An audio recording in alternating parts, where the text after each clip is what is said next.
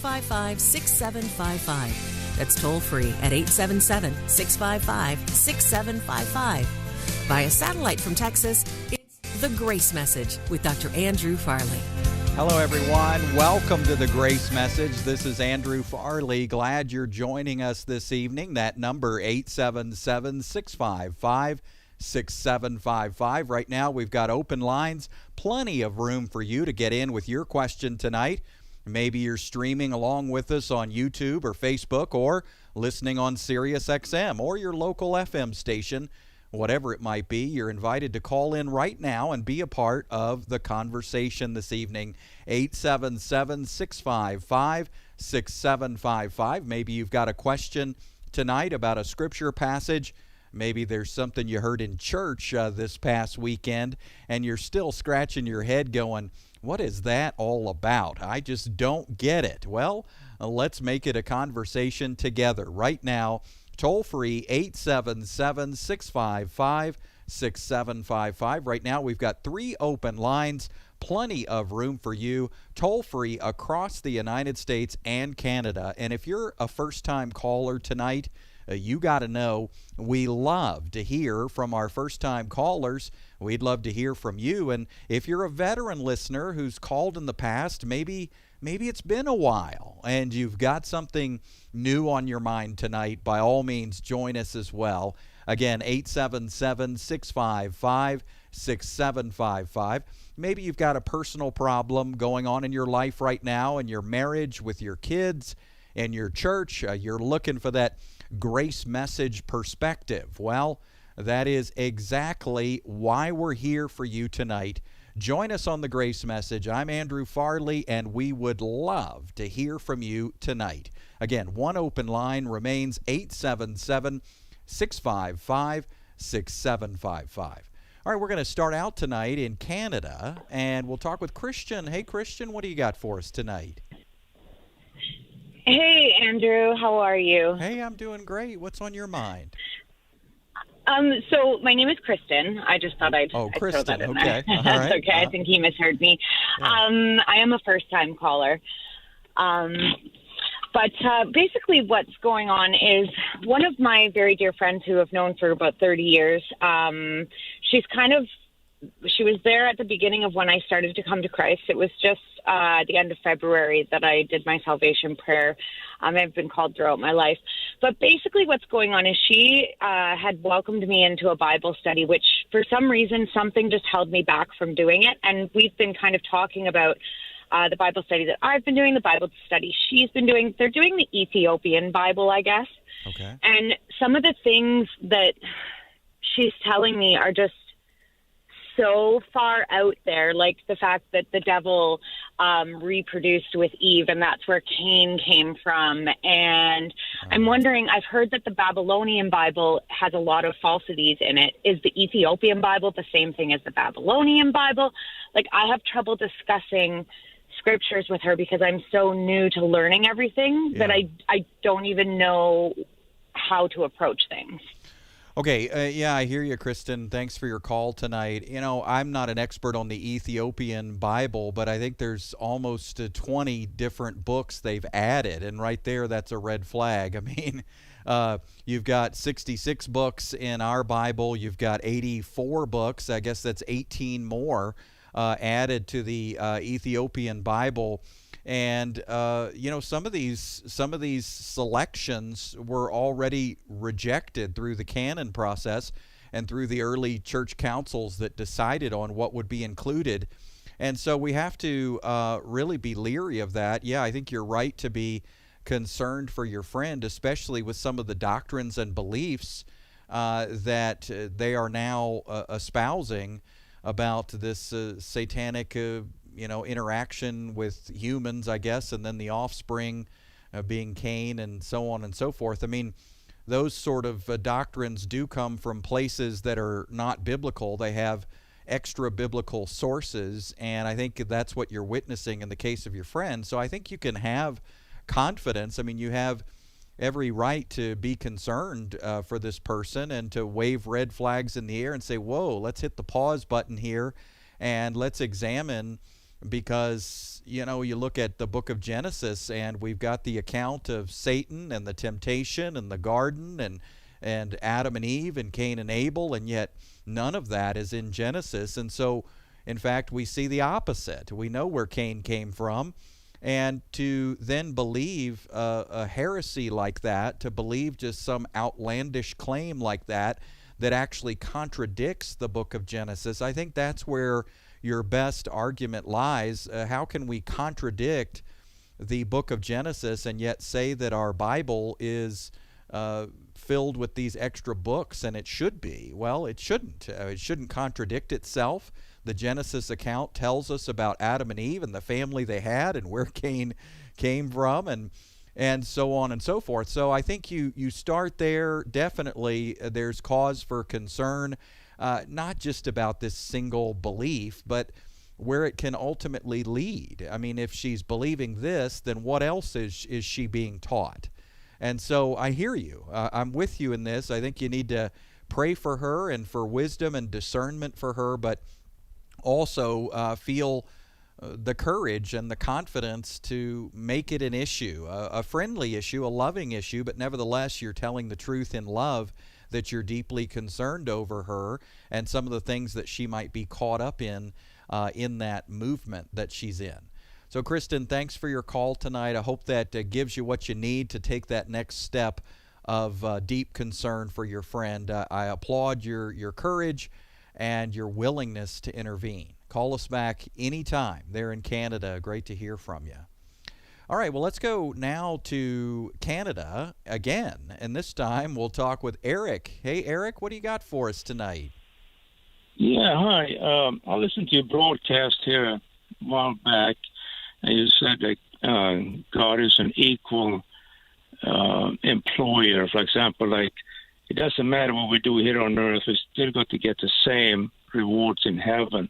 So I'm just taking an extreme example. You're taking a guy who lives with his parents till he's 40 years old or 30 years old, smoking dope and just living an evil life, goes to church, gets saved, and good for like a year, goes back to the same thing.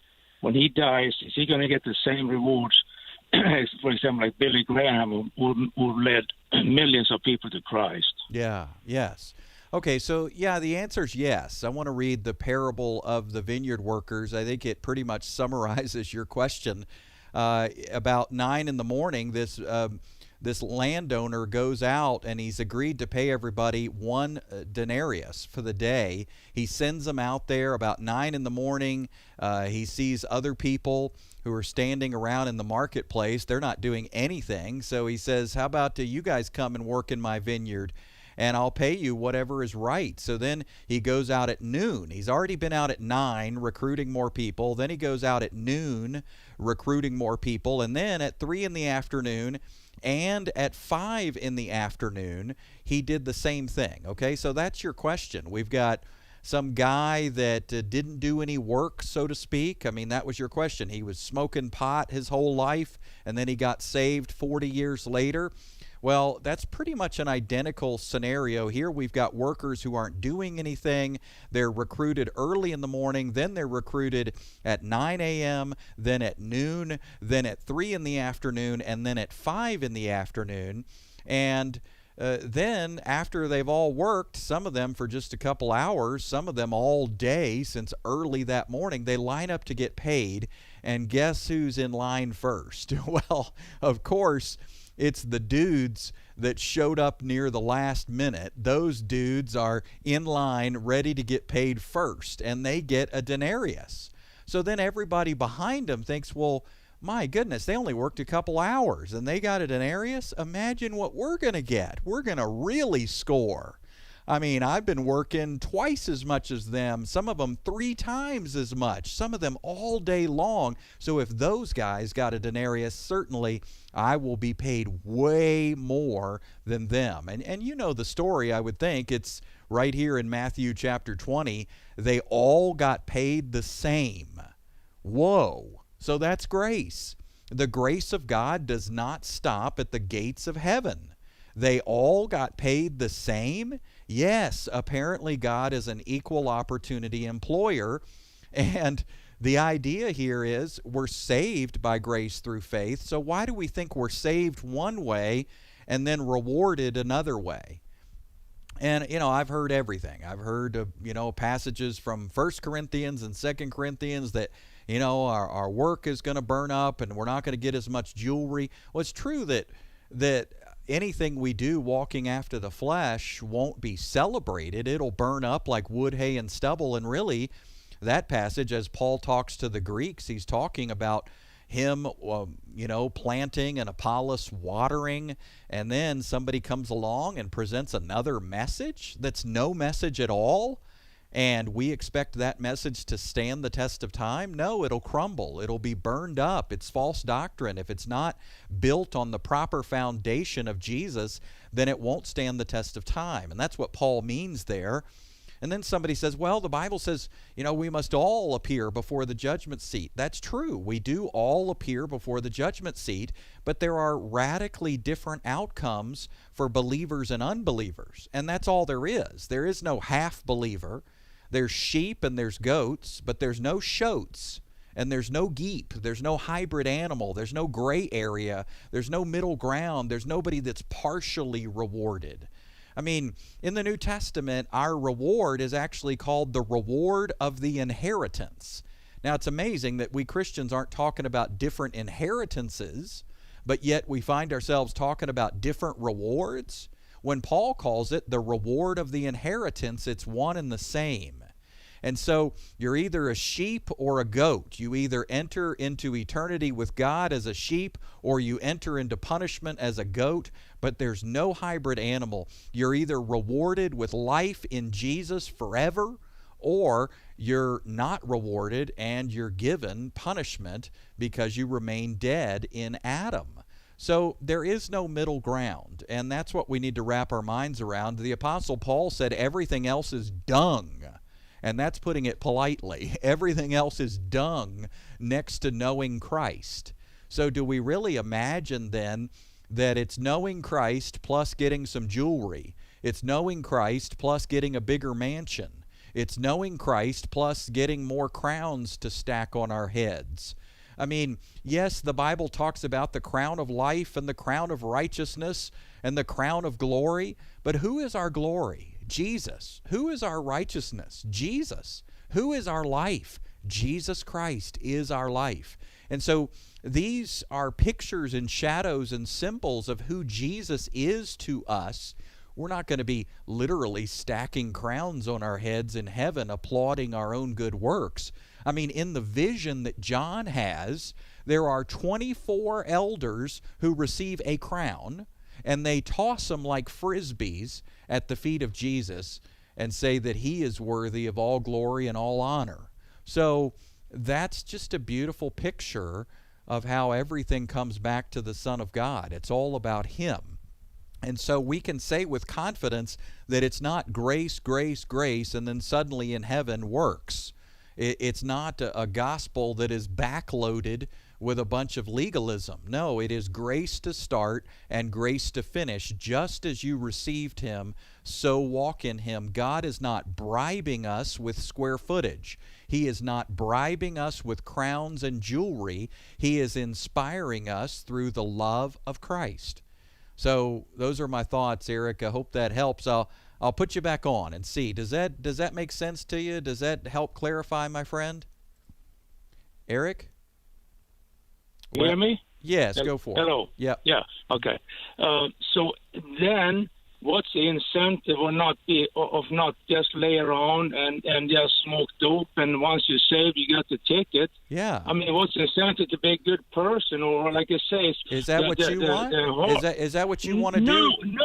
Why not? No, I'm not. I'm just taking an example, extreme example. I'm not trying to be smart ass. No. I'm asking you genuinely though. Yeah. Like, if you don't want that, then what are you worried about? I don't want it, but I'm saying, what's the incentive? Well, it says in the Bible too that the time is short and the harvest is big. But so go out and. But Eric, aren't we supposed to be helpers? Yeah, but it doesn't sound like you need an incentive. You said you didn't want to do it. No, I don't. But I'm talking about what's the incentive for a lot of people out here who live that life. Okay, all right. So then they're different than you. So there's something in you that doesn't want to live like that, but you think that other Christians want to live like that.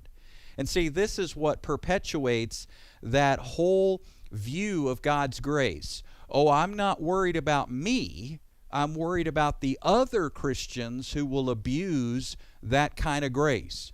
And you interview yourself and you say, well, do I want to sit around in a lazy boy chair doing nothing, being mean to people, being a jerk, never loving anybody, never giving, never expressing the fruit of the Spirit, never expressing the love of Jesus? No, of course I want to do all those things. But that's me. I'm not worried about me. I'm worried about those other Christians. And then you go to somebody else and you interview them. Hey, did you know you're totally forgiven? Did you know you're living under grace? Did you know that God has agape love for you? He'll never leave you, never forsake you. By the way, does that make you want to go sin? Oh, no, not me. I'm not worried about me. I love the Lord. I'm just worried about those other Christians. Then you go over there to those other Christians, and the same thing happens again and again and again. What we've got to discover is that we are afraid of grace because we think it's going to make us go out and do whatever we want, and apparently we're scared of what we want. And if we're not scared of what we want, we're scared of what other Christians want. And it's just high time that we start believing God about what we want. We don't want to sin. So this amount of grace works just fine for us because we don't really want to sin. There is not a Christian listening to this broadcast that wants to sin. Now, you may think you want to sin. You may believe that lie. You may feel like you want to sin, but here's what God's Word says. He took out your heart of stone.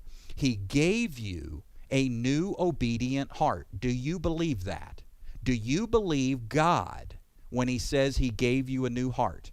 Because if you do, then that means He gave you new desires, He gave you new passions, and they agree with Him. So God is not afraid of what you want. And you're going to prove your new identity in Christ one way or another. You're going to prove it by sinning and being miserable, or by expressing Jesus and being fulfilled. But either way, you're going to prove that you are a slave of righteousness. You know what that means? You're harnessed to righteousness. You're connected, fused, bonded. You can't get away from it. You are a partaker of God's divine nature. He took out your heart of stone, gave you a new heart. So when we are worried about grace, it's because our view of grace is puny. It is pitiful. It is pathetic. Our view of grace is, oh, a little bit of mercy when we fail. Our view of grace is, oh, ultimately I get to go to heaven. Our view of grace is, oh, He canceled my debt. That is pathetic. It is pitiful. It is puny. It is not the fullness of God's grace. God's grace includes the fact that He reaches into your very being with a spiritual scalpel and He cuts out your heart of stone, that disobedient heart, the heart that you are so worried about still having. That sinful heart, He cuts it out and replaces it with a new heart. And that's part of what salvation is. That's part of what grace is. And so we start to see that God is a genius when we realize what His grace really looks like. Grace is more than mercy. It is more than forgiveness. It is more than heaven. It is more than a get-out-of-jail-free card. It is a get-a-new-heart-for-free card. That's what it is.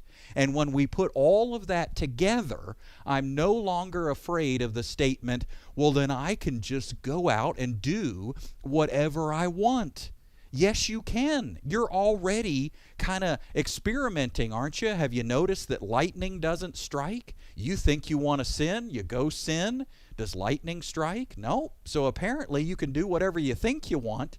Now I'm telling you, you can do whatever you actually want, which is righteousness, because you're a slave to it. You can't get away from it. You are allergic to sin and addicted to Jesus. I'm allergic to eggs. If I eat an egg, it makes me sick. I can't help it. It's just a fact. You're allergic to sin. You hate it. Your system hates it. Your system rejects it. You want a surefire way to be miserable. Go out and sin. Can you do it? Yes. Are you forgiven? Yes. But you can be forgiven and miserable. So there's plenty of motivation to express Jesus. Why? Because Jesus is the best thing going anyway. He has the market cornered. Nobody's better than him. Expressing him is the most fulfilling life you can possibly have. So I don't need somebody to dangle jewelry in front of me and promise it to me 50 years from now to stay motivated. I don't need somebody to show me a brochure of how I could have more square footage in heaven to stay motivated. I have discovered that sin stinks, and I'm the fragrant aroma of Christ. I know who I am. That's enough. That is a huge motivator. Why would I act like someone that I'm not? And so we see then that when we understand the true power of God's grace, the true fullness of the gospel message, everything else takes care of itself. We don't have to induce people into good behavior when they understand that they've got a new heart and they're dead to sin and alive to God. We've got to teach the whole gospel. People are throwing stones at grace because they have a pitiful view of grace. It's nothing more than mercy in heaven. If that's all their word of the gospel, then I agree with them. We can't have too much of that. If you go out and tell the world, hey, you're forgiven, all right, now what? Well, they're going to live like animals. But what if you turned them so that they were no longer in the world and of the world, but instead they were aliens in this world with new hearts, new spirits, and God's Spirit living in them? Well, that would be a very powerful grace, wouldn't it? Thanks for your call tonight, my friend. Reach out to us again anytime. All right, let's go to Canada again. We got just a minute. We'll talk with Joseph. Hey, Joseph. Hi, how are you? Hey, I'm doing great. What do you got for us tonight? Oh, just about the fig tree. Jesus was saying it died and then it come back to life. I can't understand what it meant. Oh, okay. So why did he curse that fig tree? I mean, we're in Mark 11, and Jesus sees this fig tree at a distance, and he goes up and he finds out if it has fruit, and nothing's there. Zilch, zero, nothing but leaves. And so he curses it. May no one ever eat from you again. And then, like one sentence later, Mark records that Jesus is entering the temple courts, and he began driving out those who were buying and selling. So it's all the same theme. I mean, that's what's going on there, my friend. He's disappointed in the tree, which is outside of Jerusalem, and then he's disappointed in the works in the temple with all of their buying and selling and self-righteousness and beating their chests about their religiosity.